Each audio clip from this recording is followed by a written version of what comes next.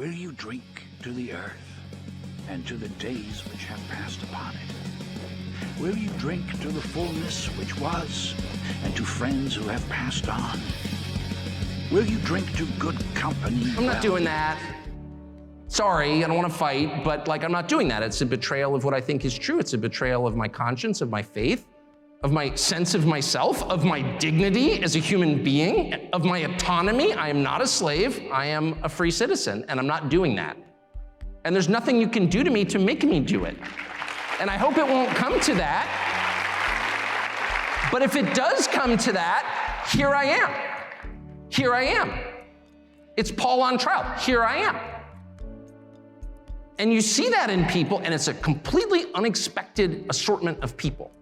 But because I'm sort of paid to predict things, I try and think a lot about, what connects certain outcomes that I should have seen before they occurred. And in this case, there is no thread that I can find that connects all of the people who've popped up in my life to be that lone brave person in the crowd who says, no, thank you. You could not have known who these people are. They don't fit a common profile. Some are people like me. Some of them don't look like me at all. Some of them are people I despised on political grounds just a few years ago. I could name their names, but you may not even know about their transformations, and I don't want to wreck your dinner by telling you who they are. But there's in one case someone who I made fun of on television, and certainly in my private life in vulgar ways, who was really the embodiment of everything I found repulsive, who in the middle of COVID decided, no, I'm not going along with this. And once you say one true thing and stick with it, all kinds of other true things occur to you. The truth is contagious. Lying is, but the truth is as well. And the second you decide to tell the truth about something, you are filled with this, I don't want to get supernatural on you, but you are filled with this power from somewhere else. Try it. Tell the truth about something. You feel it every day. The more you tell the truth, the stronger you become. That's completely real. It's measurable in the way that you feel. And of course, the opposite is also true. The more you lie, the weaker and more terrified you become. We all know that feeling. You lie about something and all of a sudden you're a prisoner of that lie. You are diminished by it. You are weak and afraid. Drug and alcohol use is the same way. It makes you weak and afraid. But you look around and you see these people, and some of them really have paid a heavy price for telling the truth. And they are cast out of their groups, whatever those groups are, but they do it anyway. And I look on at those people with the deepest possible admiration. Someone came up to me, you're so brave. Really? I'm a talk show host. It's like I can have any opinion I want. That's my job. That's why they pay me. It's not brave to tell the truth on a cable news show. And if you're not doing that, you're really an idiot. You're really craven. You're lying on television. Why would you do that? You're literally making a living to say what you think, and you can't even do that? Please.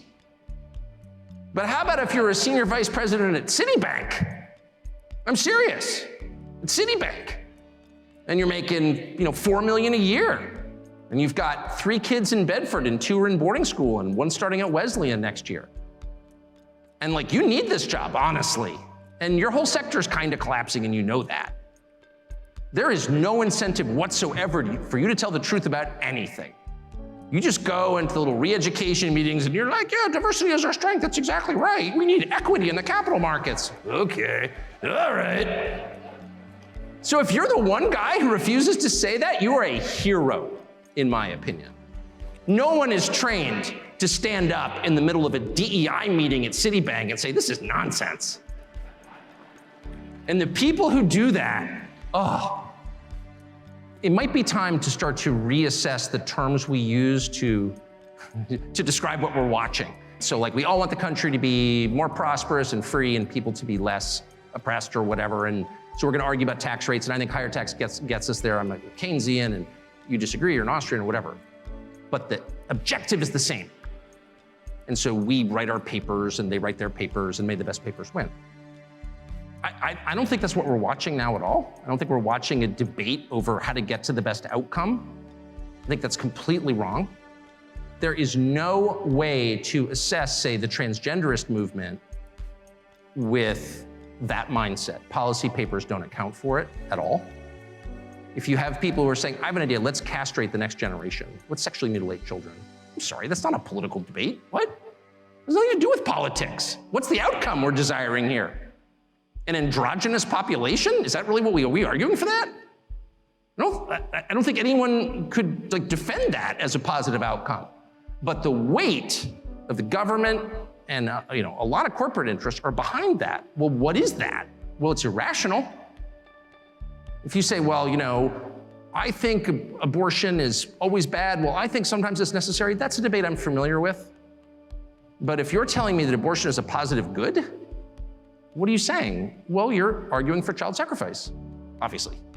It's not about a teen girl gets pregnant and what do we do about that and victims of rape. I get it.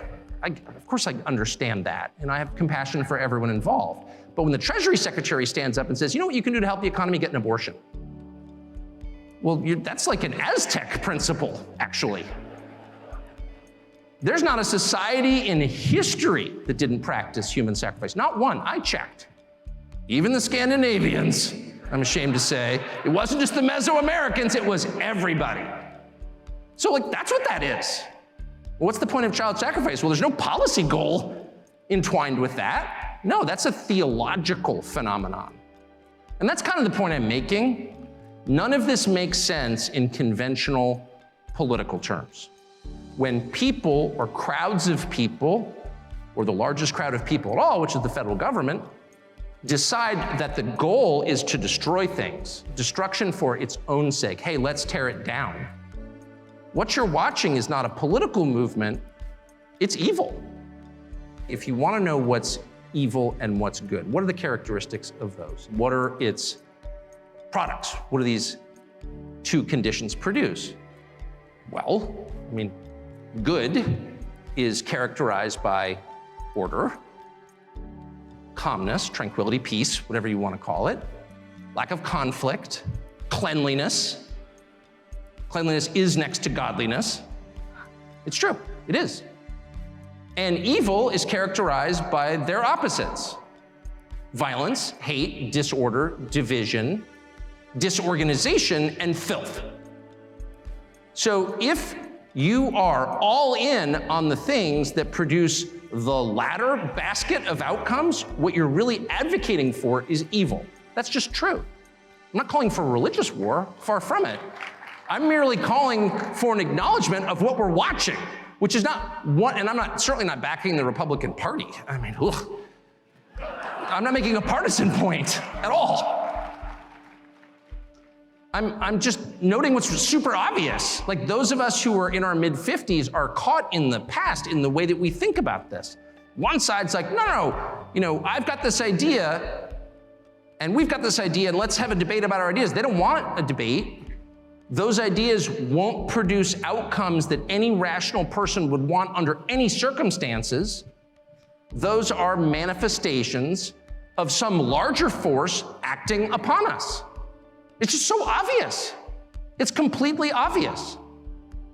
And I think two things. One, we should say that and stop engaging in these totally fraudulent debates where we are using the terms that we used in 1991 when I started at Heritage, as if maybe, I could just win the debate if I marshaled more facts. I've tried that, doesn't work. And two, maybe we should all take just 10 minutes a day to say a prayer about it. I'm serious, why not? And I'm saying that to you, not as some kind of evangelist, I'm literally saying that to you as an Episcopalian. I'm coming to you from the most humble and lowly theological position you can. I'm literally an Episcopalian, okay? And even I have concluded it might be worth taking just 10 minutes out of your busy schedule to say a prayer for the future, and I hope you will.